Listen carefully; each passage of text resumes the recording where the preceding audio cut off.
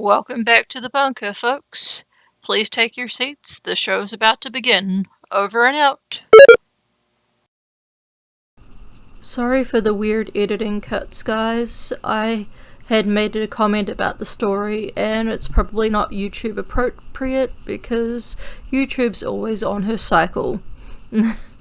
But anyway, thanks for watching and have a great day. Stories from the Pentamerone. Chapter 2. The Myrtle.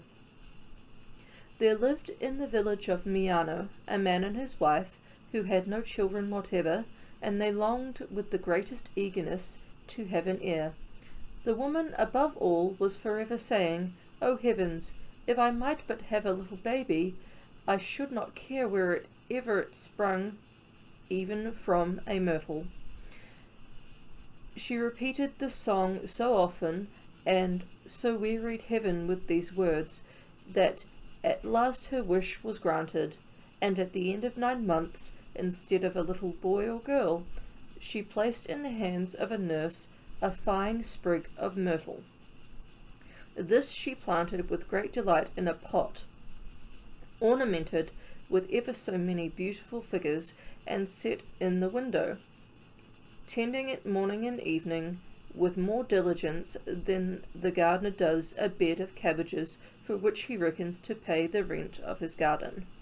Now, the king's son, so happening to pass by as he was going to hunt, took a prodigious fancy to the beautiful plant, and sent to ask the mistress of the house if she would sell it, for he would give even one of his eyes for it. The woman at last, after 1,000 difficulties and refusals, allured by his offers, dazzled by his promises, frightened by his threats, overcome by his prayers, gave him the pot, beseeching him to hold it dear, for she loved it more than a daughter, and valued it as much as it were her own offspring. Then the prince had the flower pot carried with the greatest care in the world into his own chamber, and placed it in a balcony, and tended and watered it with his own hand. It happened one evening, when the prince had gone to bed and put out the candles, and all were at rest and in their first sleep, that he heard the sound of someone stealing through the house, and coming cautiously towards his bed, whereat he thought it must be some chamber boy coming to lighten his purse for him, or some mischievous imp to pull the bedclothes off him. But as he was a bold fellow, whom none could frighten, he acted the dead cat, waiting to see the upshot of the affair. When he perceived the object approach nearer, and stretching out his hand, he felt something smooth, and instead of laying hold, as he expected, on the prickles of a hedgehog, he touched a little creature more soft and fine than bayberry wool, more pliant and tender than a marten's tail, more delicate than thistle down. He flew from one thought to another, and taking her to be a fairy, as indeed she was, he conceived at once a great affection for her. The next morning, before the sun, like a chief physician, went out to visit the flowers that are sick and languid, the unknown fair one rose and disappeared, leaving the prince filled with curiosity and wonder. But when this had gone on for 7 days, he was burning and melting with desire to know what good fortune this was that the stars had shone down upon him, and what ship freighted with the grace of love it was that had come to its moorings in his chamber. God, the Old English is hard to read. So one night, when the fair maiden was fast asleep, he tied one of her tresses to his arm, that she might not escape, and then he called a chamberlain, and bidding him light the candles, he saw the flower of beauty, the miracle of woman, the looking glass of a painted egg of Venus, of a fair bait of love. He saw a little doll, a beautiful dove, a fata morgana, a banner. He saw a golden trinket, a hunter, a falcon's eye, a moon in her 15th day, a pigeon's bill, a morsel for a king, a jewel. He saw, in short, a star to amaze one. In astonishment he cried, "Oh, sleep, sweet sleep! Heap poppies on the eyes of this lovely jewel. Interrupt not my delight in viewing as long as I desire this triumph of beauty. O lovely tress that binds me! O lovely eyes that inflame me! O lovely lips that refresh me! O lovely bosom that consoles me! O where, at what shop of the wonders of nature, and was this living statue made? What India gave the gold for these hairs? What Ethiopia the ivory to form these brows? What seashore the carbunacles, that's weird, that composed these eyes? What Tyre the purple to dye the face? What East the pearls to string these teeth? And from what mountains was the snow taken to sprinkle over this bosom? Snow contrary to nature, that nurtures the flowers and burns hearts." So, saying, he made the vine of his arms, and clasping her neck, she awoke her from her sleep, and replied with a gentle smile to the sigh of the enamoured prince, who, seeing her open her eyes, said, "O my treasure, if viewing without candles this temple of love I was in transports, what will become of my life now that you have lightened 2 lamps? O beauteous eyes that with a trump card of light make the stars bankrupt, you alone have pierced this heart, you alone can make it pultose for it like fresh eggs. O my lovely physician, take pity on one who is sick with love, who, having changed the air from the darkness of night to the light of this beauty, is seized by a fever. Lay your hand on this heart, feel my pulse, give me a prescription." "But my soul, why do I ask for a prescription? I desire no other comfort than the touch of that little hand, for I am certain that with the cordial of that fair grace, and with the healing root of tongue of thine, I shall be sound and well again." At these words the lovely fairy grew as red as fire, and replied, "Not so much praise, my lord prince. I am your servant, and would do anything in the world to serve that kingly face, and I esteem it great good fortune that from a bunch of myrtle set in a pot of earth I have become a branch of laurel hung over the inner door of your heart, in which there is so much greatness and virtue." Okay. The prince, melting at these words like a tallow candle, began again to embrace her, and sealing the latter with a kiss, he gave her his hand, saying, "Take my faith. You shall be my wife. You shall be mistress of my sceptre. You shall have the key of this heart, as you hold the helm of this life."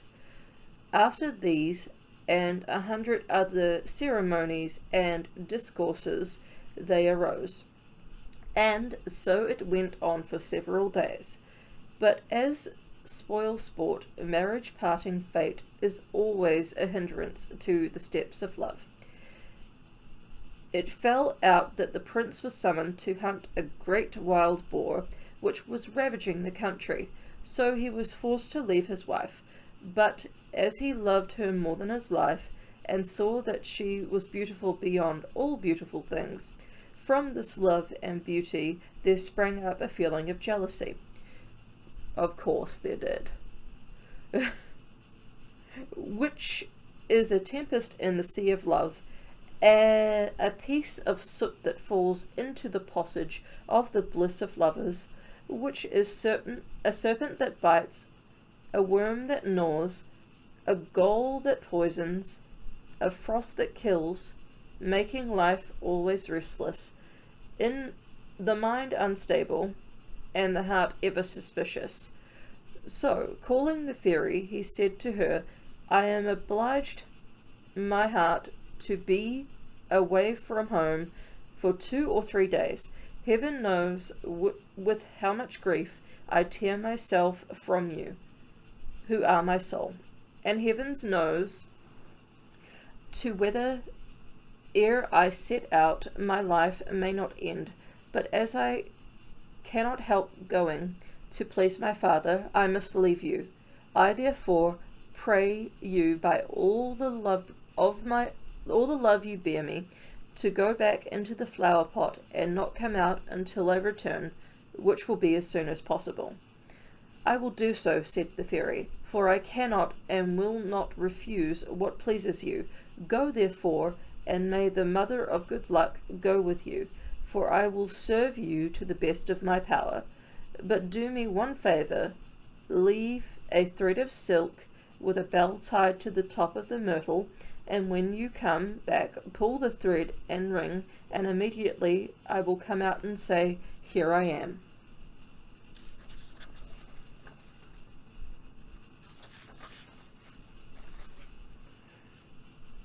The prince did so, and then calling a chamberlain, said to him, come hither, you, open your ears and mind what I say. Make this bed every evening, as if I were myself to sleep in it. Water this flower pot regularly, and mind, I have counted the leaves, and if I find one missing, I will take from you the means of earning your bread. So saying, he mounted his horse and went, like a sheep that is led to the slaughter, to follow the boar. In the meanwhile, 7 wicked women, with whom the prince had been acquainted, began to grow jealous, and being curious to pry into the secret, they sent for a mason, and for a good sum of money got him to make an underground passage from their house into the prince's chamber. You can do that, but you don't have decent indoor plumbing.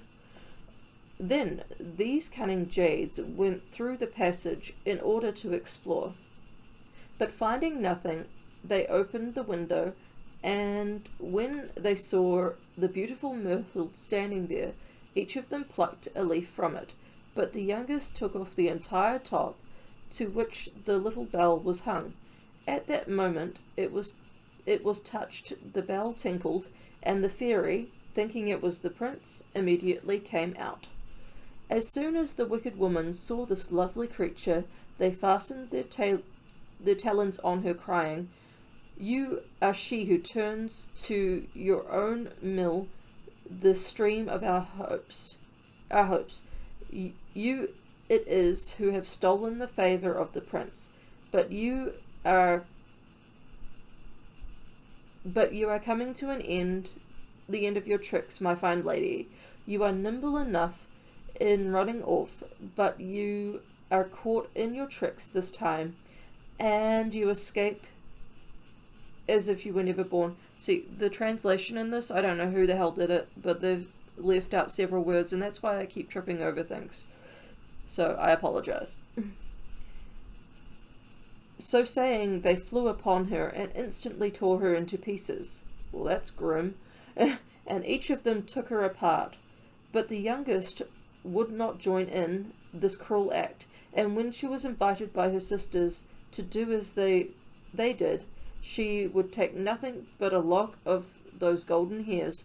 So when they had done, they went quickly away by the passage through which they had come. Meanwhile, the chamberlain came to make the bed and water the flower pot, according to his master's orders. And seeing this pretty piece of work, he had like to have died in terror. Then, biting his nails with vexation, he set to work gathering up the remains of the flesh and bones that were left, Scraping the blood from the floor, he piled them all up in a heap in the pot, and having watered it, he made the bed, locked the door, and put the key under the door, and, taking his heels, ran away out of the town. When the prince came back from the chase, he pulled the silken string and rung the little bell. But ring as he would, it was all lost. He might sound the tocsin and ring till he was tired, for the fairy gave no heed. So he went straight to the chamber, and not having patience to call the chamberlain and ask for the key, he gave the lock a kick, burst open the door, went in, opened the window, and seeing the myrtle stripped of his leaves, he fell to making the most doleful lamentation, crying, shouting, and bawling, "O wretched me, unhappy me, O miserable me! Who has played me this trick? And who has trumped my card? O ruined, banished, and undone prince! O my leafless myrtle, my lost fairy! O my wretched life! My joys vanished into smoke, my pleasure turned into vinegar. What will you do, unhappy man? Leap quickly over this ditch. You have fallen from all happiness, and will you not cut your throat? You are robbed of every treasure. You are expelled from life, and do you not go mad? Where are you? Where are you, my myrtle? And what soul more hard than marble has destroyed this beautiful flower pot? O cursed chase that has chased me from all happiness! Alas, I am done for. I am overthrown. I am ruined. I have ended my days. It is not possible for me to go through life without my life. I must stretch my legs, since without my lover's sleep will be lamentation, food, poison, pleasure inspired, and life sour. These and many other exclamations that would move the very stones in the streets were uttered by the prince, and after repeating them again and again, and wailing bitterly, full of sorrow and woe, never shutting an eye to sleep nor opening his mouth to eat, he gave such way to grief that his face, which was before of oriental vermilion, became a gold paint, and the ham of his lips became rusty bacon. What an image! The fairy, who had sprouted up again from the remains that were put in the pot, seeping the misery and tribulation of her poor lover, and how he was turned into a second colour of sick Spaniard, of a venomous lizard, of sap of a leaf, of a jaundiced person, of a dried pear, was moved with compassion, and springing out of the pot like a light of a candle shooting out of a dark lantern, she stood before Pentamerone, and embracing him in her arms, she said, take heart, my prince. Have done now with this lamenting. Wipe your eyes, quiet your anger, smooth your face. Behold me alive and handsome, in spite of those wicked women who split my head and so ill-treated me. The prince, seeing this, when he least expected it, arose again from death to life, and the colour returned to his cheeks, warmth to his blood, breath to his breast. After giving her 1,000 caresses and embraces, he desired to know the whole affair from head to foot, and when he found that the chamberlain was not to blame, he ordered him to be called, and giving a great banquet, he, with the full consent of his father, married the fairy. And he invited all the great people of the kingdom, but above all others, he would have a present for those 7 serpents who committed the slaughter of the sweet suckling calf. And as soon as they had done eating, the prince asked all the guests, one after the other, what he deserved, and who had injured that beautiful maiden, pointing to the fairy, who looked so lovely that she shot hearts like a sprite and drew souls like a windlass. Then all who sat at table, beginning with King, said, one that he deserved the gallows, another that he merited the wheel, and the third princes, and the fourth to be thrown and the third princes, and the fourth to be thrown from a precipice. In short, one proposed this punishment, and another that. At last it came to the turn of the 7 wicked women to speak, who, although they did not much relish this conversation yet, as the truth comes out when the wine goes about, loose lips sink ships, answered that whoever had the heart basely to touch only the quintessence of the charms of love deserved to be buried alive in a dungeon. Didn't you seal your fates? As you have pronounced this sentence with your own lips, said the prince, you have yourselves judged the cause, you have yourselves signed the decree. It remains for me to cause your order to be executed, since it is you who, with the heart of a Negro, with the cruelty of Medea, made a fritter of this beautiful head, and chopped up these lovely limbs like sausage meat. So quick, make haste, lose not a moment, throw them in the very instant into a large dungeon, where they shall end their days miserably. So this order was instantly carried into execution.